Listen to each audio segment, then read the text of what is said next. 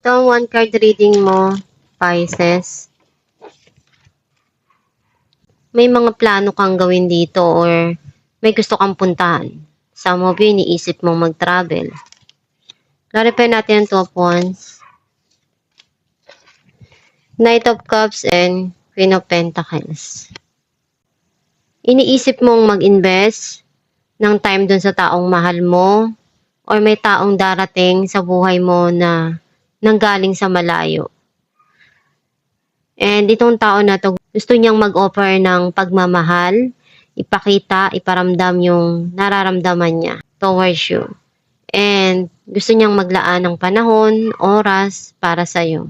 And unti-unti ka na rin naging okay dun sa mga sitwasyon na nangyari sa buhay mo sa nakaraan. Marami kang pinagdaanan pero na-realize mo na halaga pala ngayon sa buhay mo taong dumarating